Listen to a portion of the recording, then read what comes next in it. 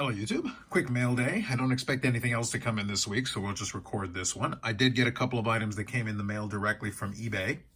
I kind of talked about and shown a couple of them during the live streams and such and the podcast, but nonetheless, I do have them in hand now, so I'll be able to show them off a little bit. First one here is actually from a brand new product. I showed this one earlier. It was from 23-24 Premier Hockey, and it's a Modano Premier Precipice on-card autograph.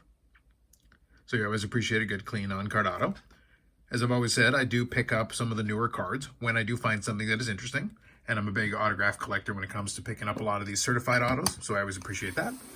And it's just the two Modano cards this time around, so we're going to do that, and then I'll do an update to the Modano count. Second one here is the same kind of deal, but this one here is right from the tail end of his playing days. I think 2010-11, I think he was still playing technically. Might have been his last season in Detroit, I think. But anyway, regardless, this is 2010-2011. It's in the game, Ultimate Memorabilia. This is the 10th edition here. This is the Ultimate Auto, Stick, and Jersey Silver. That's a mouthful. And it is numbered to 19. And I've talked about this before, and actually I was discussing this during the whole iteration, not innovation discussion. And here is one of the Be A Player Ultimates, or one of the in-the-game Ultimates. It is a slabbed card. And you can see here, so you've got an autograph, stick piece, and a memorabilia piece. And what they did is they basically had kind of an Avery label. So it's actually embedded in the card a little bit. It's still a sticker at the end of the day, but it's inside. It's slightly recessed in there. Good clean auto on this one as well. And the numbering and everything is all here, numbered to 19. And the entire print run for the entire set was 7,500 cards. So this, at the time, was a little bit more innovative in the sense that the entire set is like this in these encapsulated holders, but you'd also have the entire print run. So if you wanted to know how many cards were in the entire series with everything, every subset, and every number, the answer was 7,500. So the print run was actually fairly low. You can see here the information included: game used Modano stick, game used Modano Dallas Star jersey, and an authentic Modano autograph. So it included all that information.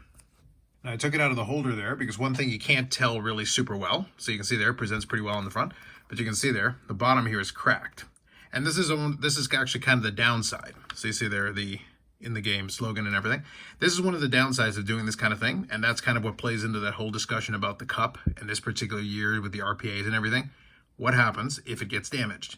And I've seen stuff like this where the card itself is still intact, but then what happens if you lose the label?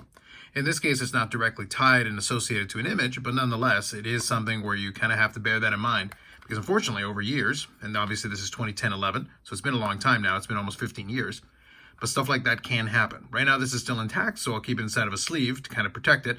But nonetheless, this is one of the pitfalls of doing it this specific way. Nonetheless, happy to have it as part of the collection. Another addition to that section of the PC.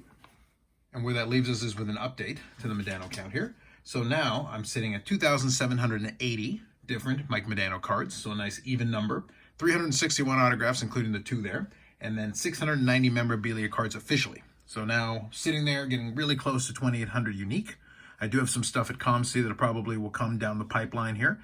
I did get some ComC stuff sent over to ship my cards to kind of expedite that and also to give me a chance to consolidate everything. So that's it for this one. A couple more items will be coming down the pipeline. I don't know exactly when I'll be getting to ship my card stuff, so that'll probably be the next major mail day.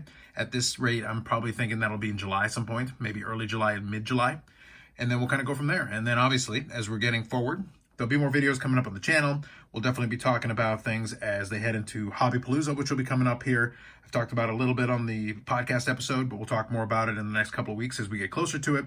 I've also got to finalize some planning for that myself. I'll be participating in that. And then also a couple of weeks after that, obviously, there'll be the National. And I'll be doing the annual, not national coverage, which is one of my favorite things, where I get to be in the comfort of my own home while everybody else does the national stuff. But we will talk about it, and we'll probably have some people that are participating in it on to discuss it a little bit further. Aside from that, I think that's it for this one.